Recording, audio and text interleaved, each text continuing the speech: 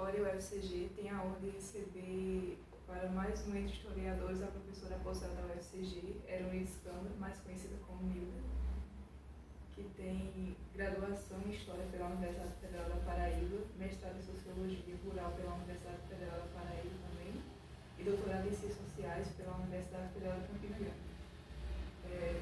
Boa tarde, Milda. A gente gostaria inicialmente que você falasse um pouco sobre suas origens familiares, incluindo a sua formação escolar, no que hoje definimos como escola básica, sua participação nas greves do ABC e sua vida campina. É quase a metade da minha história, né? Primeiro, boa tarde, muito obrigada pelo convite. É um prazer enorme, né? Estar aqui, voltando à universidade e aqui no PET História, onde vocês fazem um trabalho muito bom, né? Já está há muito tempo consolidado o PET, né? PET História tem um trabalho já de relevância dentro da universidade. Então, para mim é um prazer muito grande. Muito obrigada a vocês pelo convite. Olha, eu sou filha de Juazeirinho, uma cidadezinha aqui pertinho, né?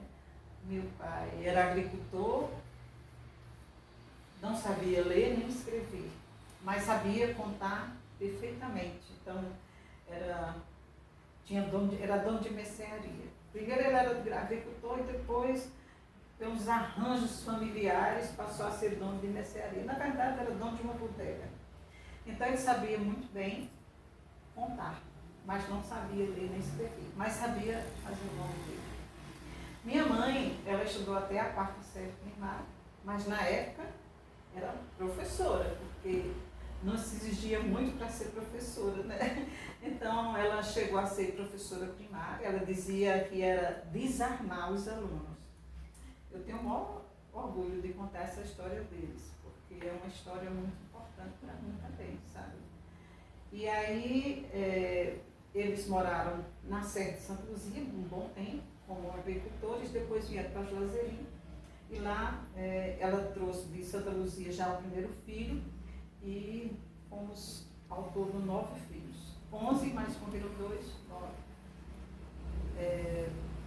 E eu me criei em Juazeirinho. Nasci lá, me criei por lá.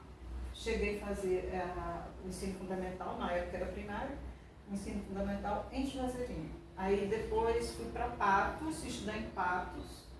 Estudei, na época era sexta e sétima série. Estudei em Patos. Naquela época não tinha bolsa para aluno, não tinha residência universitária, não tinha nada disso. Então, você ia para a casa de parentes. Então, se um parente dissesse, não venha, não sei o quê, aí a gente ajudava com a feira, aquele negócio todo. E aí eu passei 2 anos na casa de uma tia. Depois fui para João Pessoa, estudei em João Pessoa. Estudei a 8ª série, não, a 7ª série de João Pessoa. Estudei 5ª e 6ª série em Patos, fazendo a correção. E a 7ª série foi em João Pessoa. Aí arrumei um namorado em Juazeirinho nas férias, me apaixonei, fugi e casei. Estava na Prata, fazia 8ª série. Eu tinha 16 anos. Fui para a Prata, estudei na Prata, e lá vim para Juazeirinho de férias, conheci esse rapaz, me apaixonei, fugi de casa. Porque minha mãe não queria, minha mãe era racista, muito racista, né? Então, assim, ela, não é que ela nasceu racista, mas a igreja, as famílias, a feira, todas essas questões que produzem subjetividade se fez com que ela e todo mundo tivesse raiva de negro, tivesse nojo de negro, tivesse essas coisas. Era uma pessoa super caridosa, com todo mundo, mas era racista. Então, ele era negro, meu namorado, e ela não aceitava, que tinha que acabar, e na época, a rebeldia, aquele negócio todo. Bom, enfim, casei, porque tinha que casar, ela disse, fugiu, agora não aconteceu nada, como ela disse, não aconteceu, mas não quero saber, vai casar, e casei. Aí casei, vim morar aqui em Campina Grande, passei uns meses morando aqui, depois fui para Esperança, morar em Esperança, porque na época ele trabalhava na Camargo Corrêa, era uma empresa que fez essa BR-230 todinha. E a Camargo Correia fez um trabalho para o lado do Brejo, então eu fui morar em Esperança. Depois ele ficou desempregado e foi para São Paulo, e com pouco tempo eu fui em seguida, né? E lá foi que eu conheci as lutas políticas, porque ele se filiou ao sindicato, ficou sindicalizado, e isso foi... Eu fui para São Paulo em 71, e ele foi antes, ele foi um ano antes. 72, 73, ele já estava sindicalizado, trabalhava na Volkswagen. E eu acompanhava a distância, né? Só acompanhando a distância. Se eu estiver falando muito, tiver que dar. Aí, o que acontece? Em 78, comecei a participar das lutas políticas na época para dar sustentação à greve dos metalúrgicos. Era uma greve privada, não é como a greve que a gente faz de universidade, é uma greve privada, e que na época eles cortavam imediatamente o salário. Como eles não podiam demitir todos, então às vezes demitiam um ou outro. E aí Lula e o sindicato na época muito forte, denunciava, e aí eles terminavam não demitindo. Mas aí eles cortavam o salário. Qual foi o papel das mulheres, dos metalúrgicos, na época que o sindicato orientou? O papel das mulheres vai ser de conseguir alimentos nos bairros. Lembrar que nós estávamos na ditadura militar, então não podia se reunir, não podia, qualquer tipo de reunião que não fosse dentro do sindicato era comunismo. E assim mesmo até o sindicato era considerado comunista, né? Então, tanto que Lula foi preso na época porque estava fazendo atividades comunistas. Reunir com as pessoas era uma atividade comunista. Então, assim, qual foi a nossa ideia? Usar a igreja. A gente ia para a igreja rezar a missa, 6 horas, 7 horas da noite, ia para a igreja rezar. E aí já tinha o acordo com o padre, para quando ele terminasse a missa, ele dissesse, né, quem for da reunião do batismo fica. E a gente ficava, que não era para o batismo, era para se articular no bairro para conseguir alimentos para os metalúrgicos. E assim foi feito em todo o ABC paulista. Eu estou falando da minha experiência em São Bernardo do Campo, na Vila Marlene, onde eu morei. Mas isso foi em todo o ABC paulista. Santo André, São Bernardo, e todo o Diadema e todo o ABC paulista. E aí foi fortalecendo. E aí eles conseguiram um galpão e colocaram muita orientação. E tinha uma equipe só para fazer as cestas básicas. Então, nenhum metalúrgico ficou com fome. Foi a maior experiência de solidariedade que eu já vivi na época. E lembrar que, por exemplo, outra forma de solidariedade, que hoje minha filha mais nova ela tinha 8 meses, ou era 1 ano e pouco. E a outra orientação do sindicato é que ia haver uma 1º de maio. Então todo mundo ia se reunir na frente da igreja do bairro, de São Bernardo, a igreja matriz, para de lá sair em direção a Vila Euclides, que é onde todo mundo ia se reunir. Só que já estava o boato, né? Polícia Federal, o Exército, todo mundo já estava começando a circular em São Bernardo do Campo, em Diadema, por ali, para amedrontar as pessoas para não participarem. Então, o que foi que o sindicato disse? A gente vai participar e gostaria que vocês trouxessem as mulheres com as crianças para se defender dos trabalhadores. A loucura, eu fui. Eu e muitas mulheres. Né? Fui com Joyce no braço. Tanto é que quando nós chegamos na igreja, nós ficamos na frente da igreja E os policiais passavam, né? E o mínimo que dizia com a gente, né? Filha da puta, uma coisa de expressão desse tipo. E a gente não a orientação do sindicato era não responder, não responde e tal. Eu me lembro de um episódio que a gente estava na frente da igreja e a gente escutou um barulho na sacristia, tipo uma briga. Aí depois a gente viu que era uma pessoa sendo chutada dentro da sacristia para fora da igreja. Os metalúrgicos descobriram que tinha um policial, um cara da Polícia Federal, fingindo que era metalúrgico para ouvir o que estava sendo discutido na reunião. Eles botaram o cara para fora no cacete, achei que foi bom. Aí, tudo bem. Aí nós saímos em direção à Vila Euclides. A gente era a barreira, nós, as mulheres, as barreiras com as crianças. Tinha a barreira da frente e tinha os cordões, todos de mulheres. E os metalúrgicos no meio. Você vê que as mulheres são doidas mesmo, né? Porque tinha que fazer isso. Era uma tentativa de fazer com que o 1º de maio acontecesse e também porque eles estavam em greve. Isso foi em 79. Aí o que acontece é que o sindicato comprou muitas flores. E cada mulher lhe deu, tipo assim, 5, 6, um ramo de flores. E quando a gente foi se aproximando da Vila Euclides, tinha mais policiais do que gente. Desculpa a expressão. Aí a gente começou a dar flores para eles.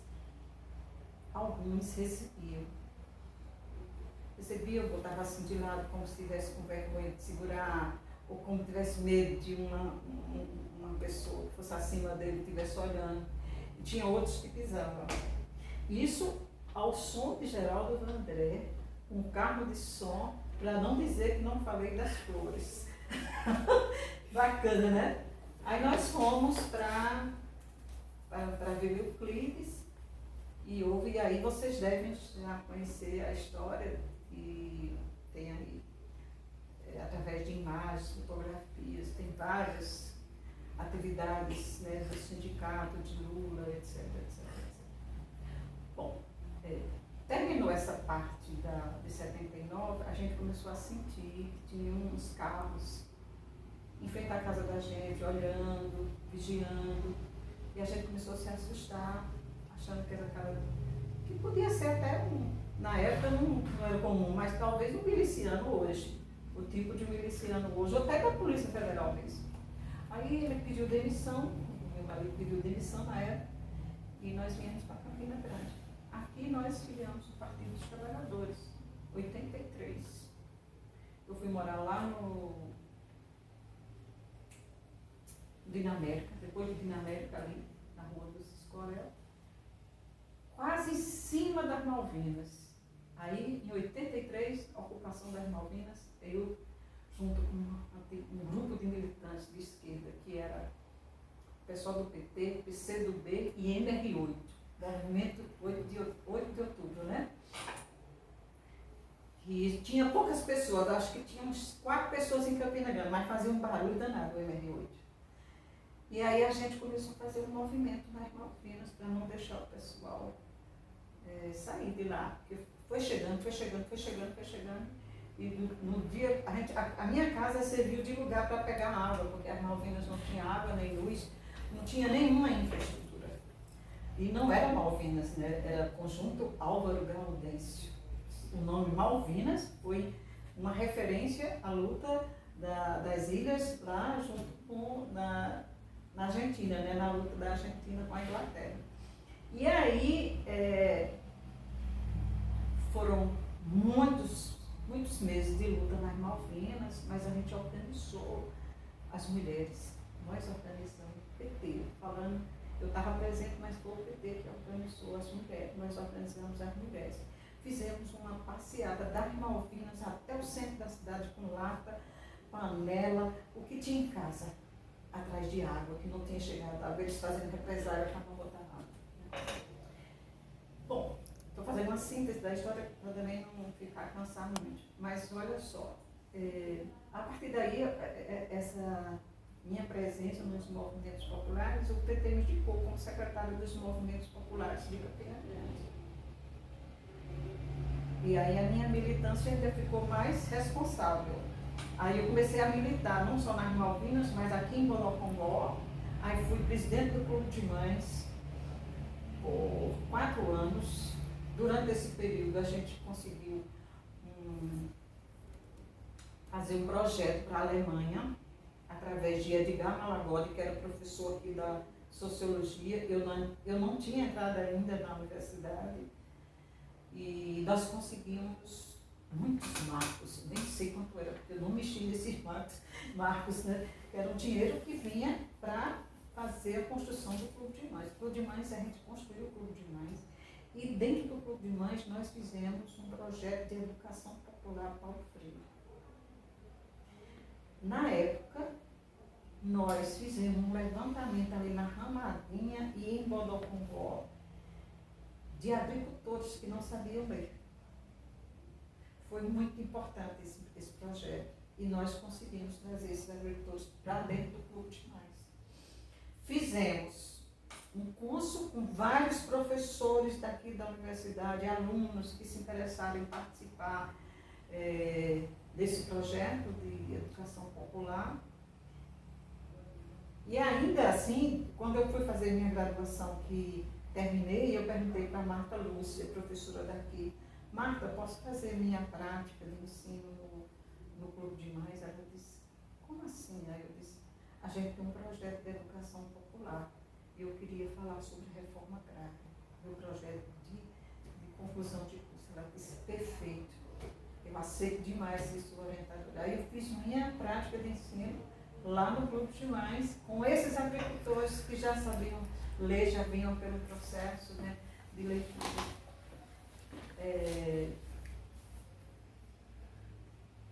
Já falei tanto, né? Bom, então, aí fui presidente do Clube de Mães, depois fui presidente da SAB. A SAB era um perigo, era o curral dos pinhalim na SAB. Ali foi perigoso para a gente conseguir. Eu fui presidente da SAB mais 2 vezes, a gente conseguiu.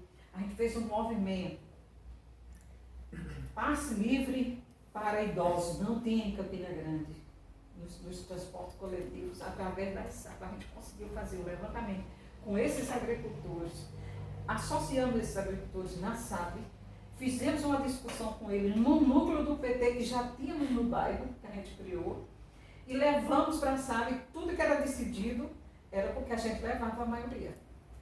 Aí era o trabalho de formação política de um lado, e de outro era o trabalho de execução daquilo que a comunidade estava precisando.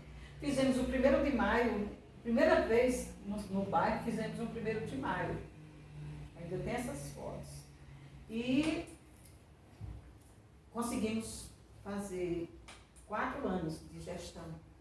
Na época era a minha gestão. Não tinha uma vila lá perto da SAP, que o pessoal não tinha nem banheiro. Aí a gente conseguiu fazer um movimento para construir banheiro para essas casas bem simples. Naquele tempo não tinha ainda Minha Casa Minha Vida, então muitas casas pobres, humildes, que nem banheiro tinha, era um banheiro coletivo para todo mundo, tipo cortiço. E a gente conseguiu juntar a prefeitura, que foi bom, foi um conjunto de atividades que de certa forma fez parte da minha formação política, né? Aí depois eu tive que investir na minha vida profissional, na minha vida acadêmica. Eu fiz, sim, aí você pediu para eu falar. Aí quando eu voltei de São Paulo, lembra que eu cheguei apenas na 8ª série. E quando eu cheguei, estava na Prata, que eu fui na Prata pegar a minha documentação, tinha acontecido, não sei se foi um incêndio ou alguma coisa, e tinha sumido meus documentos de lá. Ninguém achava. Aí, qual foi a saída? Eu queria estudar. Meu sonho era estudar.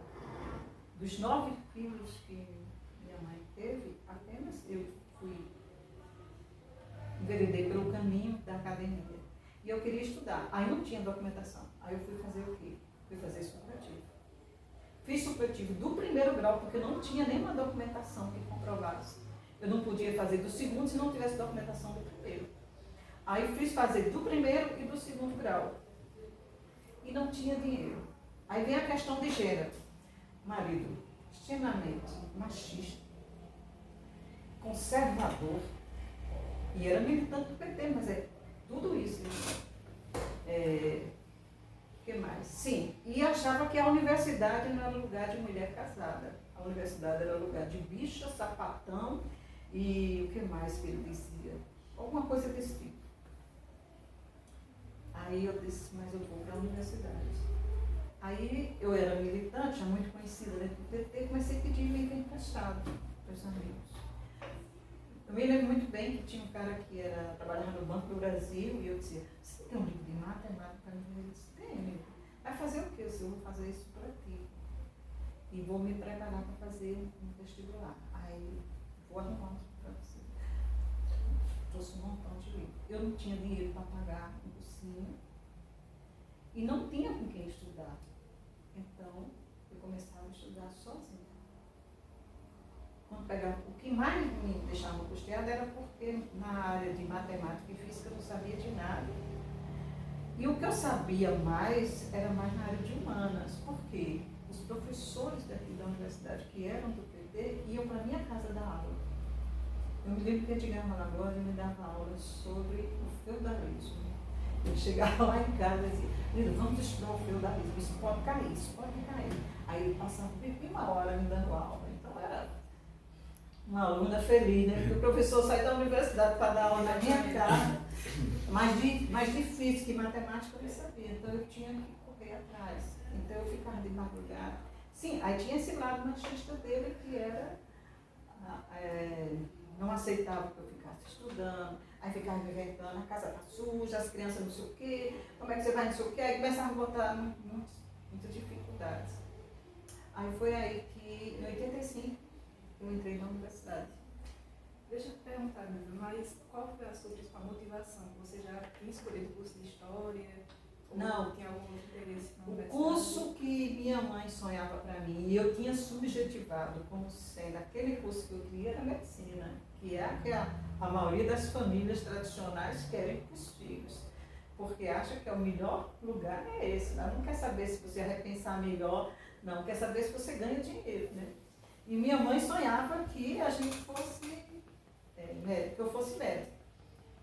Mas aí a política me tirou dessa leitura, né? Foi o PT, eu posso dizer que foi o PT que proporcionou essa mudança de pensamento.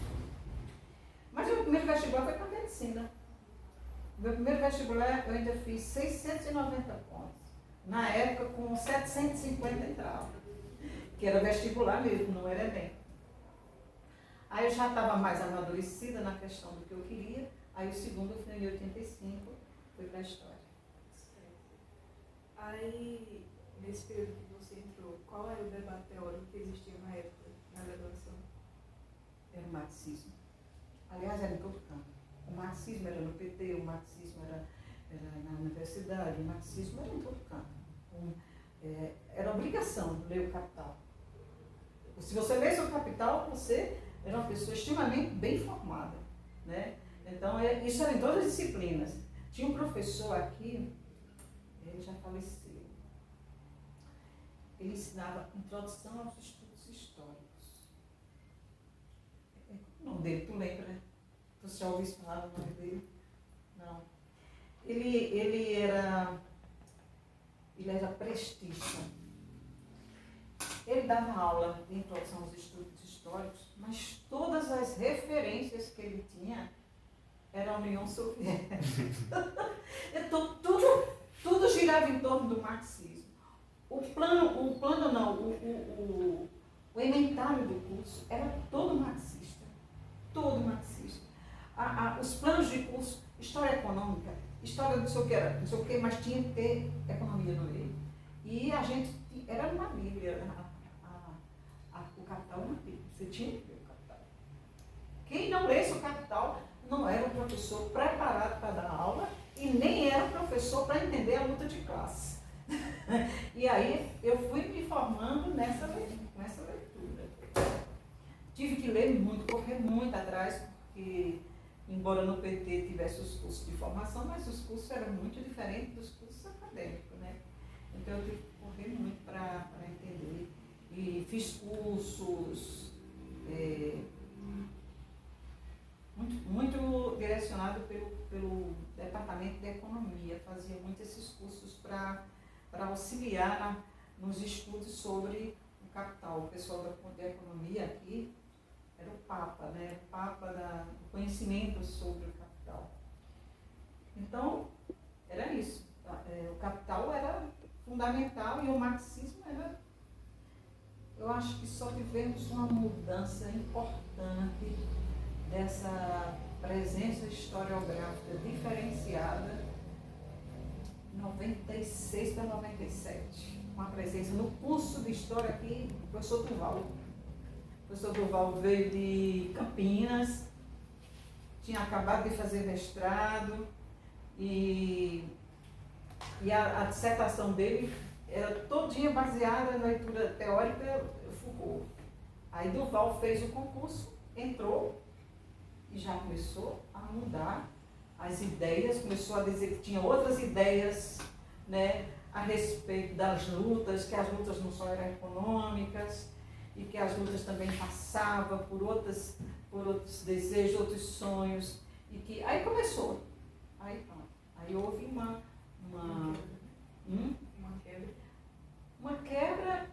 quebra salutar, que era uma coisa muito única. E aí passou a ser plural.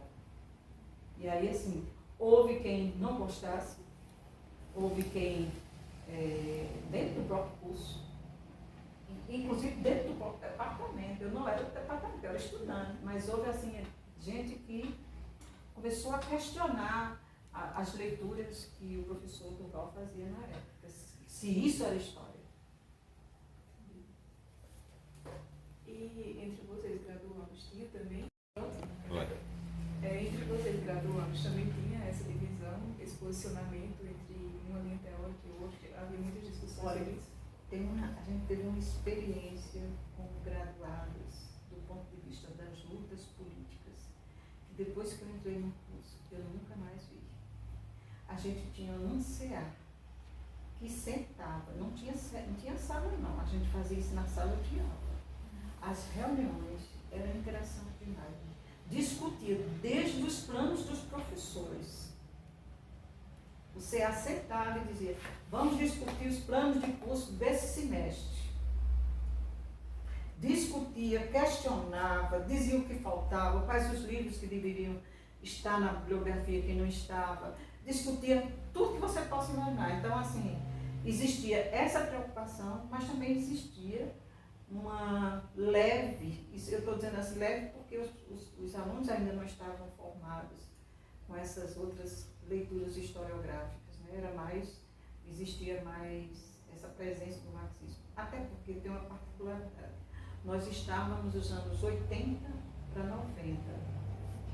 Ainda existia muita necessidade de discussão de luta de classe. Era uma necessidade, sabe?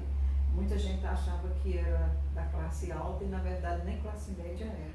E aí, assim, era necessário que as pessoas passassem a pensar que lugar elas estavam na sociedade. Então, a gente tinha isso, mas também começou a aparecer monografias, artigos de alunos fazendo com outros professores, já com outras temáticas. E aí, assim, a ideia inicial era aquela, né? Isso não é história, sei não, isso não vai servir para a sala de aula.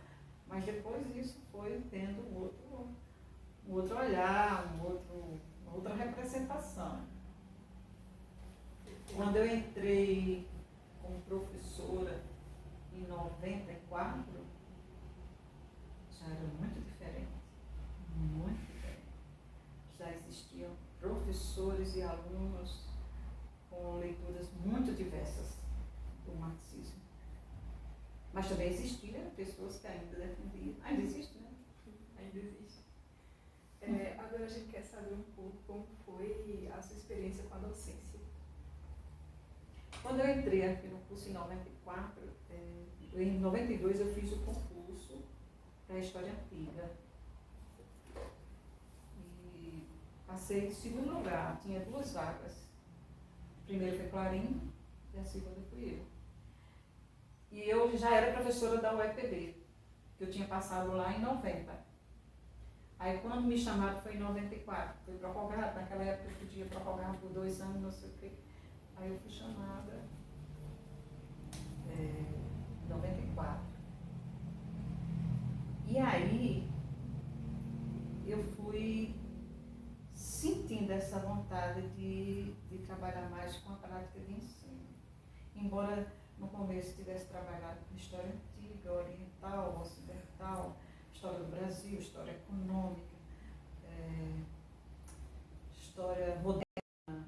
Trabalhei várias disciplinas, mas o foco meu mesmo era a formação docente. Então eu comecei a ler, a preparar assim, artigos, textos sobre a relação professor-aluno. E aí, quando eu fiz o doutorado, eu fiz mais preocupado com gênero.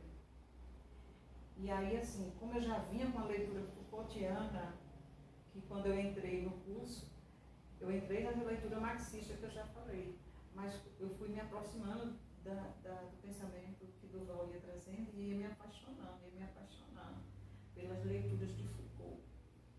E as leituras de Foucault me formaram no mestrado e no doutorado, em especial no doutorado. Né?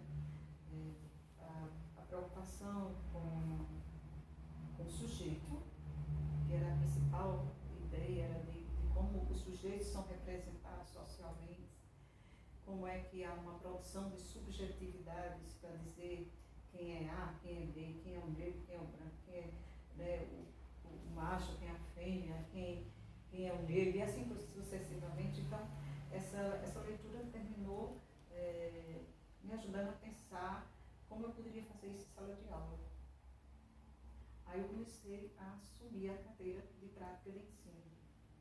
Trabalhei com metodologia de ensino na época, muito tempo, prática de ensino, e aí Regina, se não me engano, Regina era coordenadora de curso e levantou um dado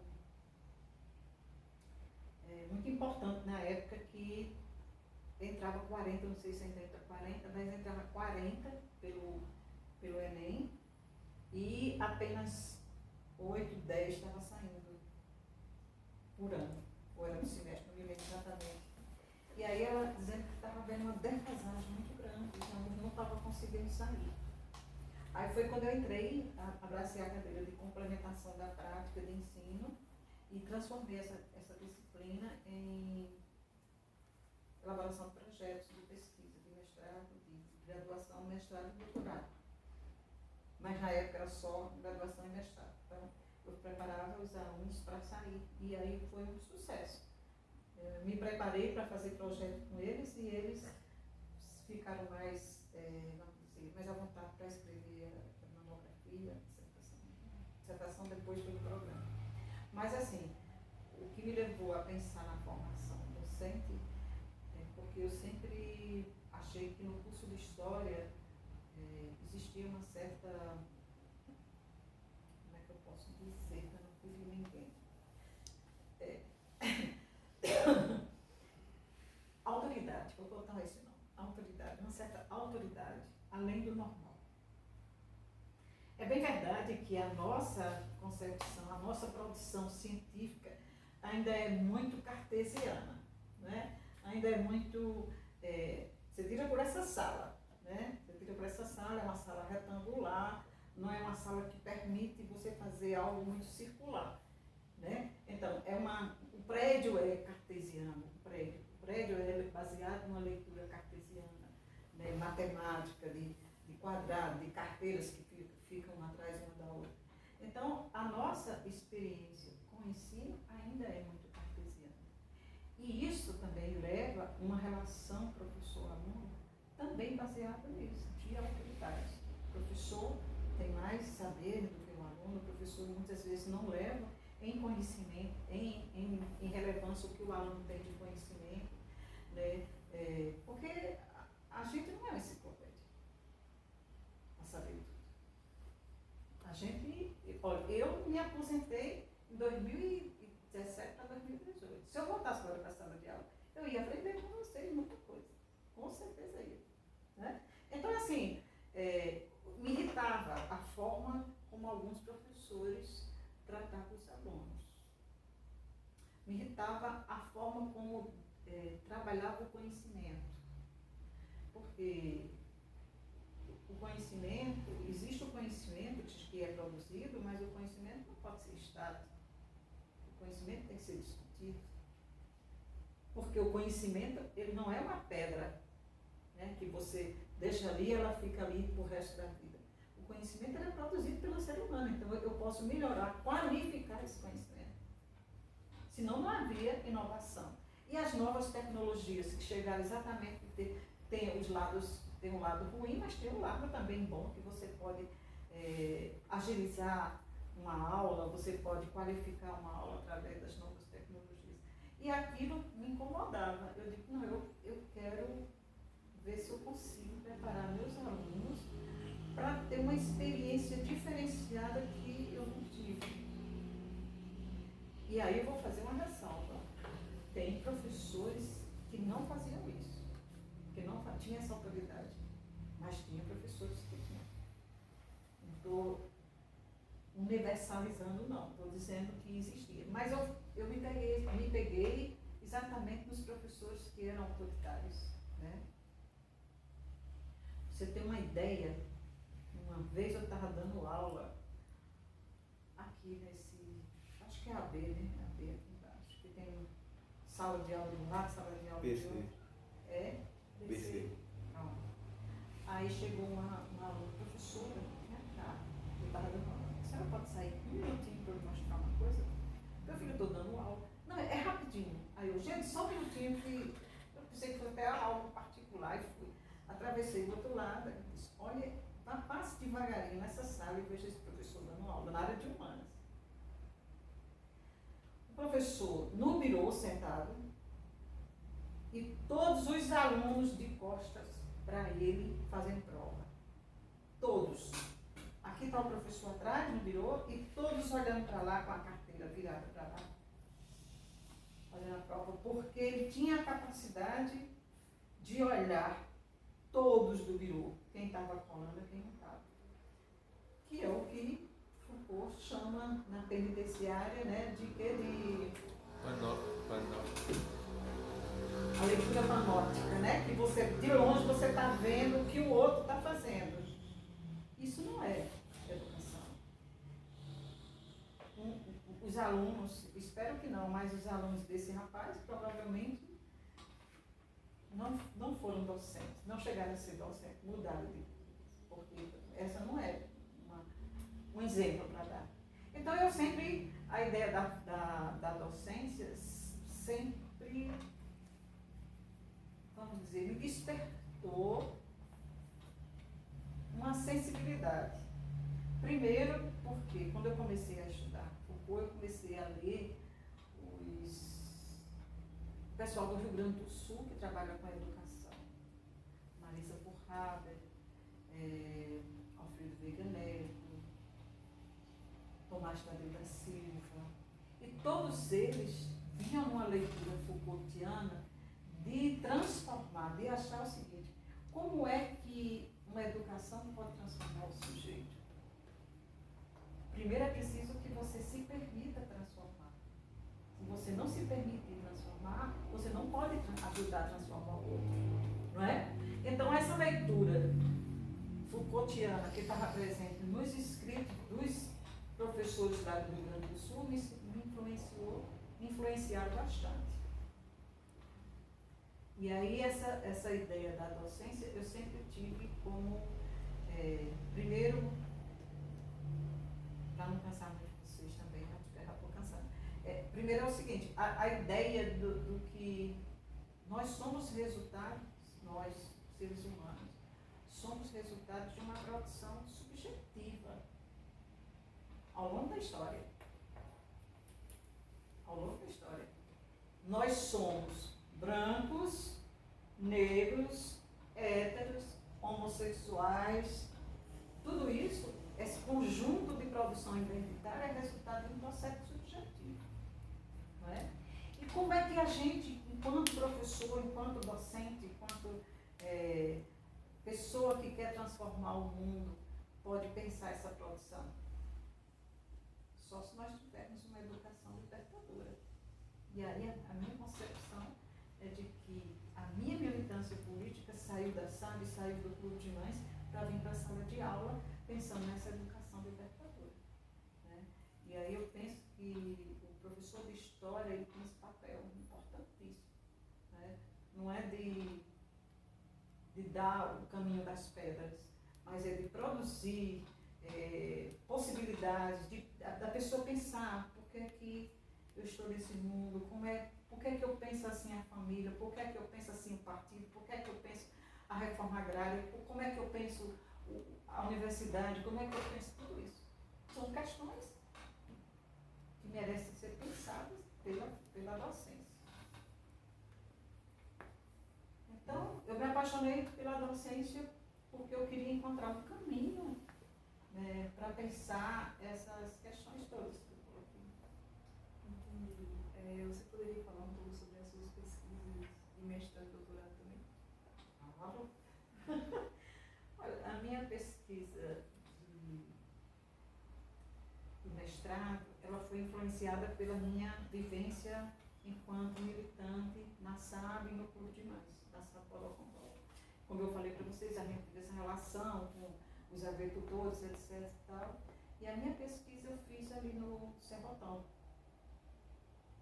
Ali no Serrotão tem uns condomínios, eles chamam de condomínio rural.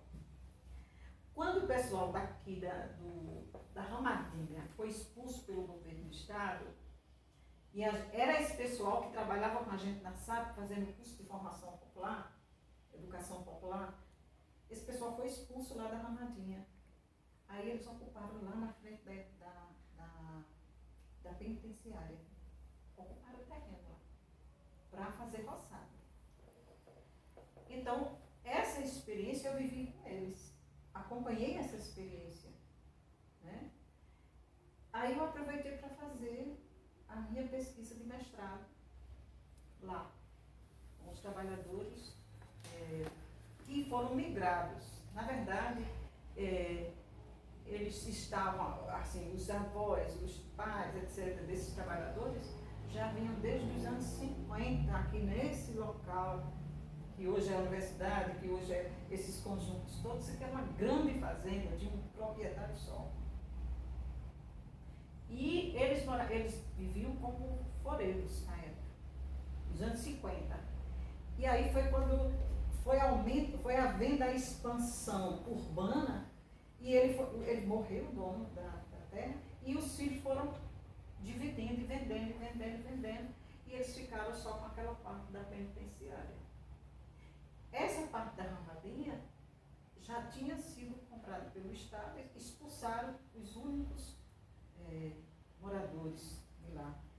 Aí eles foram e ocuparam, os moradores ocuparam onde o Estado tinha comprado os últimos pedaços de terra, que a gente chamava na época a terra da afinada Mequinha. Chamava a afinada Mequinha, não sei se era a esposa do dono. Enfim, eu fiz minha pesquisa lá. Foi uma pesquisa fantástica. A pesquisa do ponto de vista da experiência foi fantástica. Primeiro, porque eu participava das reuniões deles para fazer a pesquisa. Foi uma pesquisa de observação. Meu diário de campo foi riquíssimo, porque eu participei de missa, eu participei de, como é que eles fazem? Romaria. Eles fizeram uma romaria uma vez, eu fui com eles saindo lá eu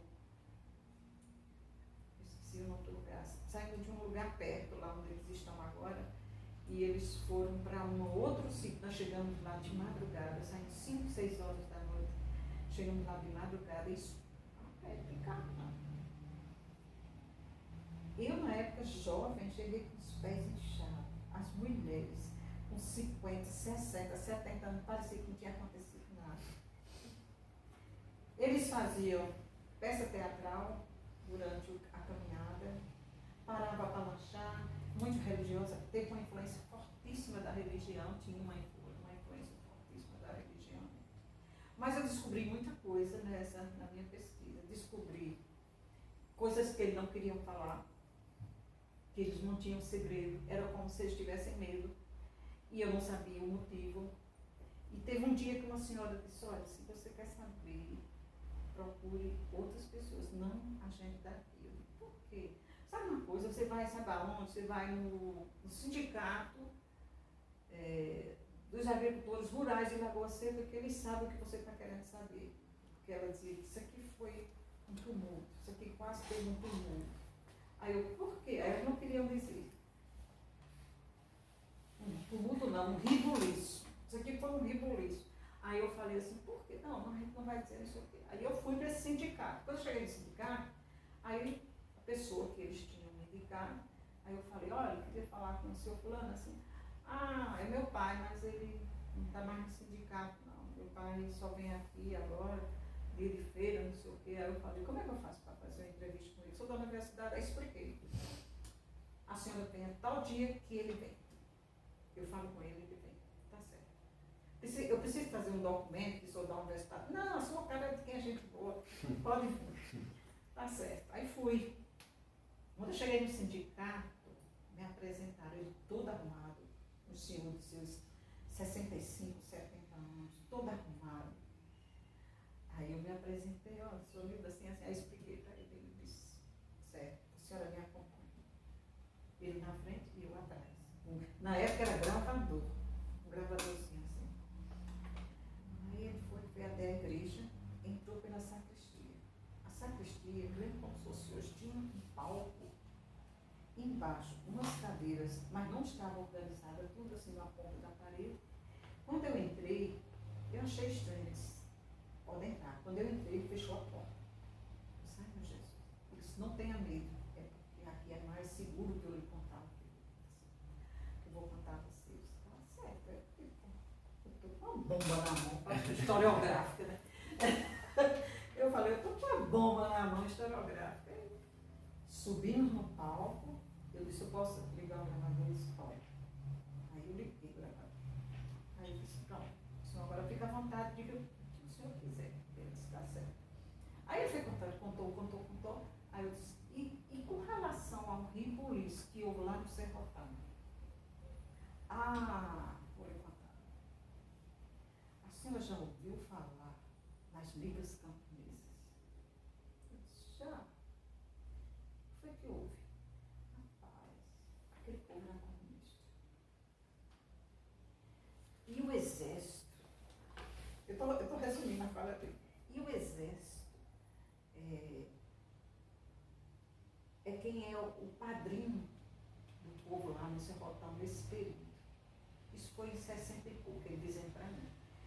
E aí o exército dava água, porque não tinha água lá, o exército dava água, o exército cercava os pedaços de terra por conta do gado, não sei o que. O exército fazia isso, o exército fazia aquilo. Aí chega os comunistas. Aí teve ribuliço. Que tipo de ribuliço? Não, porque a senhora entende. Os comunistas queriam tomar a terra.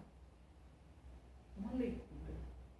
Eles tinham uma leitura do comunismo pior do que a do Bolsonaro. Porque eles achavam que quem defendia ele era o exército. E as ligas camponesas eram mal, que vinham destruir o que eles tinham. Por isso que as mulheres e os homens, os camponeses aqui, quando eu fui entrevistar, não queriam falar sobre isso. Tinha até medo. Está entendendo? Aí, eu acho que isso enriqueceu minha pesquisa, porque eu saí daquela ideia de que todo mundo camponês achava que as ligas camponesas era a melhor saída para os trabalhadores. Aí eu fui mostrar as diferenças de que existia camponês que não entendia e que não aceitava as ligas. Está entendendo? E aí fui explicar por quê. Fui explicar que eles acreditavam que o exército era o salvador da pátria, o exército é quem resolvia os problemas dele, etc, etc. Aí veio uma leitura né? Uma leitura, na época, para eles, fantasiosa, de que poderiam dividir as terras e ser uma terra comum. Então, assim, a minha dissertação de mestrado terminou tendo esse fio de sair somente lendo as lutas populares, as lutas dos trabalhadores, como sendo algo igual a todas. Terminou tendo essas diferenciações, tá entendendo? Aí no meu doutorado, aí foi quando eu entrei na universidade e tal, e aí me empolguei, fui ser coordenadora de curso, acho que umas 2 vezes eu fui coordenadora de curso, fui vice uma vez de Clarindo e mais 2 como coordenadora, e o curso saindo para o doutorado e eu chupando o dedo. Aí eu disse, não, vou fazer meu doutorado, né? Aí foi quando eu fiz a seleção aqui mesmo, em Sociologia. E eu já tinha tido uma experiência como professora dos índios lá na Baía da Traição, no projeto ProLinda. Não sei se vocês já ouviram falar nesse projeto, que era um projeto do governo Lula para graduação de indígenas, numa parceria com todas as universidades do país. Então, o ProLinda existiu no Brasil inteiro. E eu fui professora do ProLinda, e aí comecei a ter um contato com o Rodrigo, professor de antropologia. Aí eu disse, por que tu não faz sobre o teu mestrado, não faz sobre a educação indígena? Eu disse, é uma boa. Tive uma experiência fantástica lá com os índios, aprendi muita coisa com eles, que foi uma lição de vida, inclusive na prática de ensino. Depois, se vocês quiserem, eu conto. E aí, fiz um projeto para sociologia sobre a educação indígena. E fui aprovada. Beleza. Aí, comecei a estudar a literatura de antropologia sobre indígena, para fazer a pesquisa. Aí um dia eu fui tomar uma cerveja lá no circo, num bar em frente ao circo. Fui com um amigo meu num bar em frente ao circo, esperando o circo abrir. Aí nisso chegou, aí estava tomando a cerveja, chegou uns 3 ou 4 rapazes, sentados numa mesa assim, próxima a gente. Fulano levou gaia. Isso era um bar bem simples, popular. Então a linguagem era essa, levou gaia. Aí eu, levou nada, levou e não levou. Aí quem foi que botou? Aí apontava pro cara o bicatão, né? Aí eu falei, meu Jesus, que conversa é essa? Aí nisso, isso todo mundo escutando no bar. Passa um cara na bicicleta. Aí o cara da mesa grita, fulano! Eu cheguei e me assustei. Era para dizer que ele era quem tinha levado o chifre. Aí chamou ele. Fulano, vem cá. Aí todo mundo caiu na risada no bar. Aí eu falei, meu Deus, o que é isso? Aí, vem cá, fulano, foi esse aqui que botou um chifre em tu. Tu tá sabendo que foi fulano que pegou tua mulher? Eu sou. Eu disse, não, vai ter tiro aqui. Eu pensei, não vai ter tiro. Aí quando sentou todo mundo na mesa de bar e tudo bebendo, uma maior tranquilidade.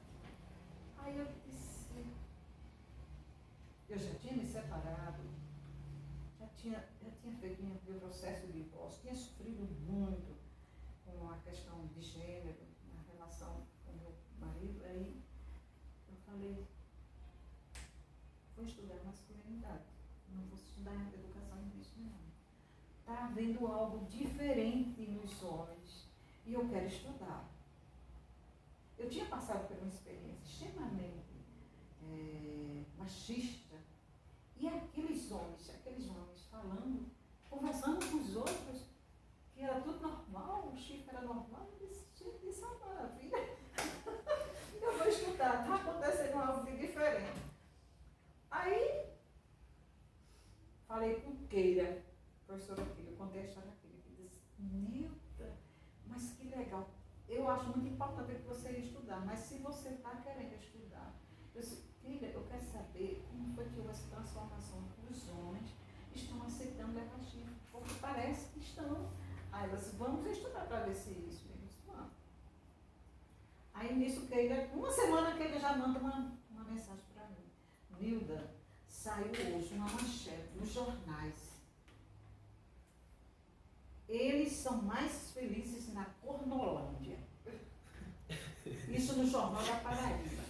Aí ela manda a foto do jornal, que na época você não tinha jornal online, não era físico. Aí ela tira a foto e manda, olha, Luda, vai buscar na banca. Aí eu corri para a banca, fui atrás.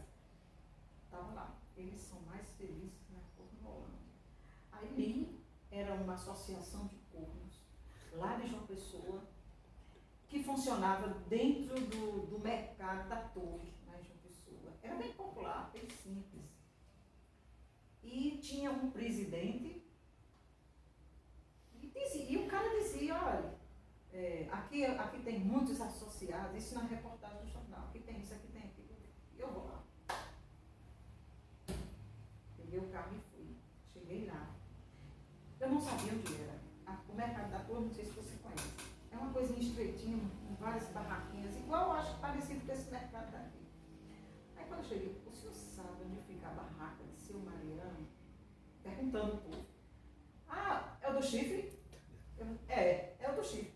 É ali, você vai assim, entra assim, assim. E assim cheguei na barraca de seu Mariano. Seu Mariano, aí me apresentei, sou Nilda assim, assim, queria fazer uma pesquisa. Senhor, como é que eu faço? Ele, minha filha, hoje é sexta-feira, hoje eu vendo muitos salgadinhos, agora mesmo vou entregar salgadinho a minha filha. Faça o seguinte, você pode vir segunda-feira? Eu disse, posso. Eu disse, mas você não vai dar viagem perdida, não. Você vai fazer uma entrevista com minha psicóloga. Aí eu falei, tem uma psicóloga? Tem. Aí chamou, não me lembro o nome dela. Fulano, vem cá. Em frente era uma moça que vendia tapioca. Em frente à associação, que era o local onde ele ganhava o dinheirinho dele. Onde ele vendia os pastéis, vendia essas coisas. Aí chamou ela, aí ela, isso aqui é a minha psicóloga, era vendedora de tapioca. E era bem sério. Ah, muito prazer, você é psicóloga? Ela disse, sou psicóloga dos cornos aqui, só do mercado. Aí eu falei, tá certo, você pode me dar entrevista? Posso. Foi uma entrevista maravilhosa. Ela contou as histórias que os cornos contavam para ela. Aí ela foi contando. E eu fiquei apaixonada pelas histórias que ela conta.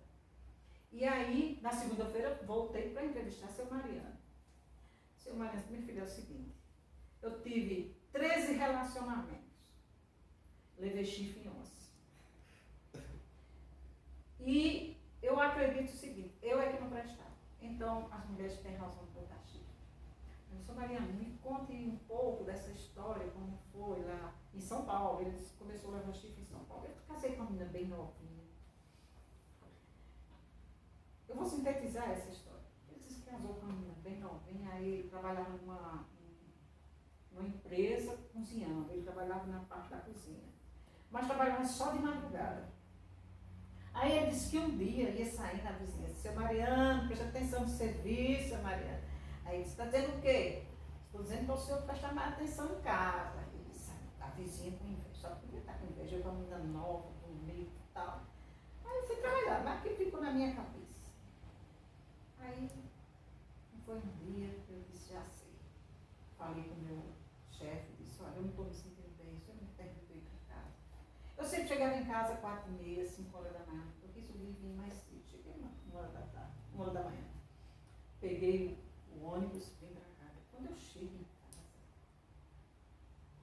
eu escutei um barulho. A luz do quarto acesa, e eu escutei um barulho. Aí bati na porta.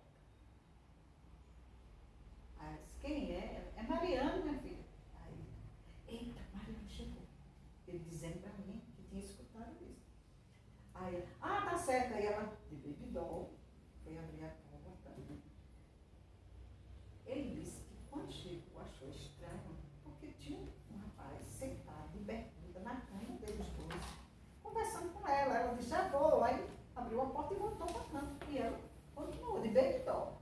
Isso aqui é meu primo que chegou, não sei de quando, não sei de onde. E a gente veio para bater papo e a gente estava tirando foto. De bebidol, minha filha. Sério, não sei o quê. Ele chegou, já estava de bebidol, não sei o quê. Aí ele disse que olhou para o primo. mulher viu que era mentira, né? Aí ele olhou pro primo. Aí, eu vou lhe matar agora. Levantou, acabou levantou. Vai quem? Vai matar quem? Levantou, foi na frente dele. Ele disse, teve tanto ódio, porque estava sem força para matar o cabo. Ele disse, eu estava sem força para matar o cabo. Então eu corri. Eu corri.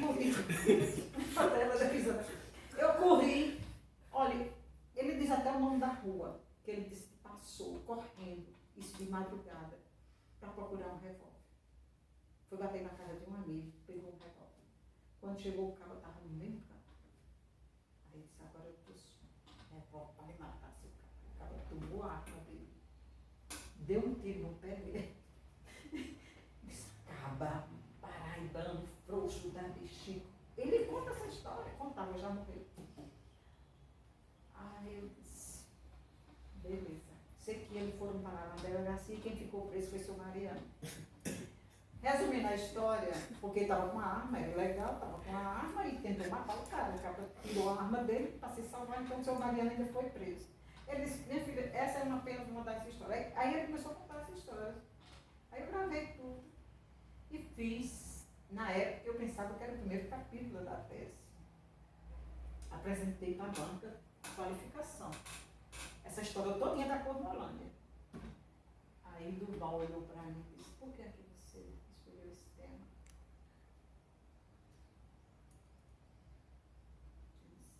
Eu queria saber por que é que... Aí eu contei a história do circo. Aí ele disse, tem mais do que isso. Você levou chifres? Muito. Botou também. Ele está explicado. Aí ele disse uma sugestão. Duval conhecia a minha história. Entre na primeira pessoa, faça uma escrita terapêutica. Fale dos seus sentimentos, das suas emoções. Fale daquilo que você tinha sido acusada de adúltera, na época, em 1990, quando o crime de adultério ainda estava em vigência. Só foi saído do processo penal em 2005. Aí aquilo começou a me incomodar. Aquilo que eu falei para vocês na questão da produção da subjetividade, aquilo começou a me incomodar. Aí eu passei 2 meses sem conseguir. Eu li o processo e chorava. Me sentia um nojo ali, como é que o juiz, com as testemunhas, como é que o meu ex-marido tinha me tratado. Eu estava um lixo. Naquele processo, eu era um lixo. Aí eu falei, tá, eu vou fazer. Aí fiz. Aí eu mesmo criei o roteiro da minha tese. No primeiro capítulo, eu fiz uma pesquisa na minha família, perguntando na minha família, meus irmãos, todos que eram vivos e que podiam falar sobre a nossa educação, a educação da minha mãe e a educação do meu pai sobre a gente, eu preparei como eu fui educada a ser virgem e fiel, no primeiro capítulo. O segundo capítulo era para tratar da questão do meu processo de separação, como os homens lidam com a dor da traição, aí pela violência física, pela violência psicológica, pela violência da linguagem. O segundo. O terceiro era a Cornolândia, era pelo riso e pelo escárnio. Os homens, né, lidam com a dor da traição, o terceiro pelo riso e pelo escárnio. E o quarto, eu entrevistei 4 homens lá em João Pessoa que diziam que sabiam história de mulheres que tinham traído os maridos. E que eram todos amigos dos maridos e das mulheres. Então eles contaram histórias que na verdade eram histórias deles. E essas histórias eram muito masculinizadas, eram histórias da masculinidade hegemônica, a masculinidade que a maioria sobrevive e vive. Né? Esse conceito de masculinidade hegemônica é uma grande maioria de homens que vivem essa posição. E ele começou, quando eles chegaram para dar essas entrevistas, a primeira coisa que eles disseram para mim, a bitola não é mais a mesma. Eu não sabia nem o que era bitola.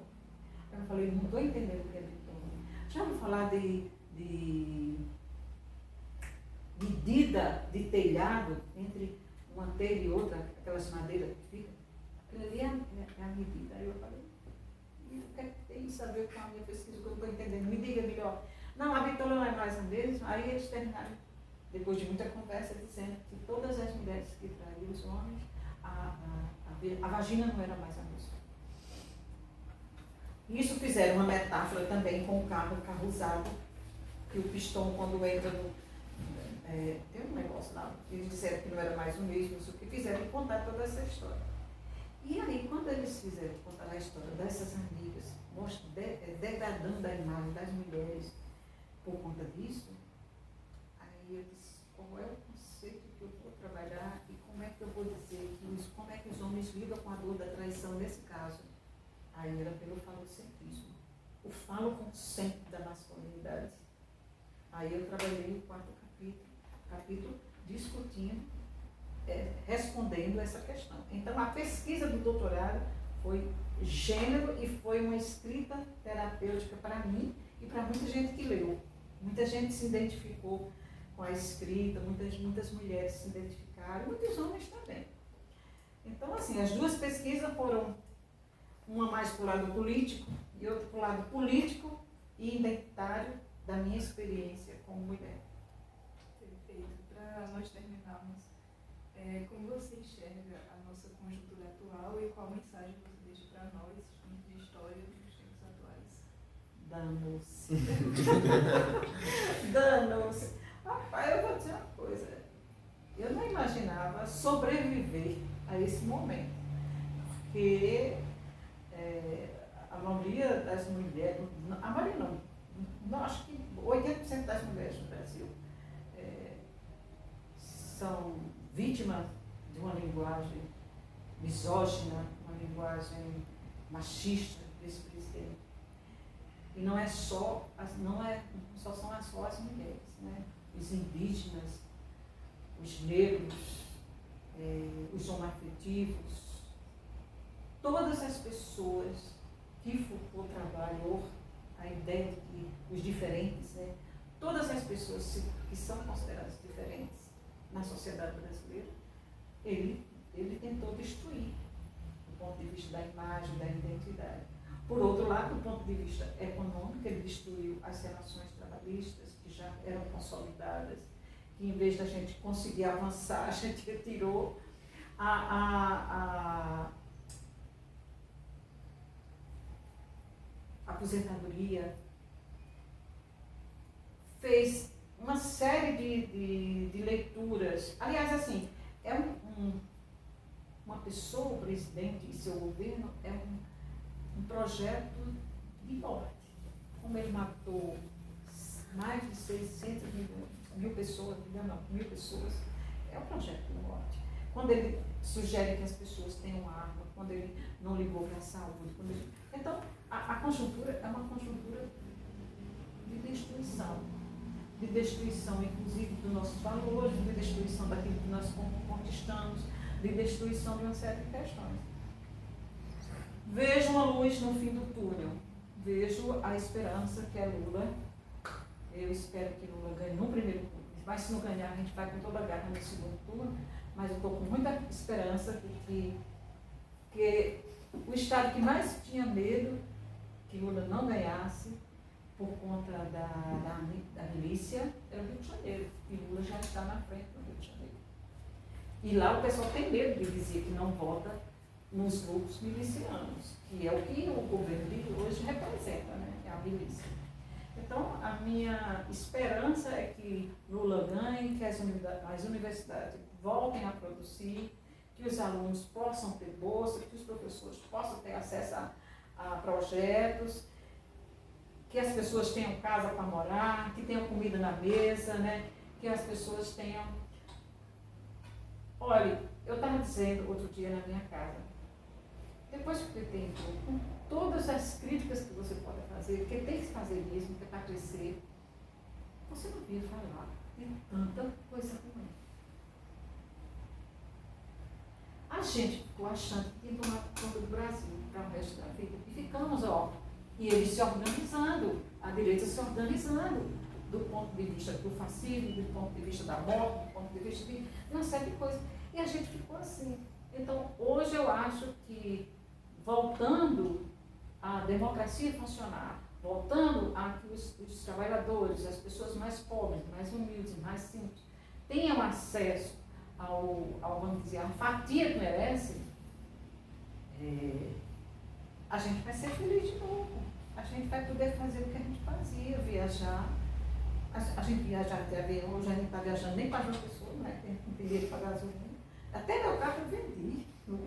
Até meu carro eu vendi, porque eu precisei de dinheiro. Então, assim, está uma situação difícil. Está uma situação difícil. Eu tenho muita fé, muita esperança, tanto porque eu conheço a minha trajetória foi conhecendo Lula no sindicato, como eu conheço o PT desde 83, sei que tem dificuldades, sei que tem limitações, sei que tem ainda muita coisa a aprender, né? O PT precisa aprender muita coisa, principalmente a questão das disputas eleitorais. Ainda o PT ainda usa, às vezes, dos mesmos artifícios que os partidos grandes, no que diz respeito às disputas eleitorais internas. Isso precisa ser questionado, isso precisa ser debatido, né? A gente precisa mais mulheres na luta para ocupar espaço político, mulheres negras, mais mulheres trans, mais tudo. A gente precisa deixar as nossas responsabilidades, os nossos desejos na mão dos outros. Precisamos também participar dessas ações para que a gente possa ter uma sociedade mais justa, que a gente possa ter mais alegria, que a gente possa dormir mais tranquilo, né? E que vocês que são mais jovens possam ter um futuro melhor também. Assim a gente encerra esse Entre Historiadores. Quero agradecer mais uma vez a Nilda e também aos companheiros que são as risadas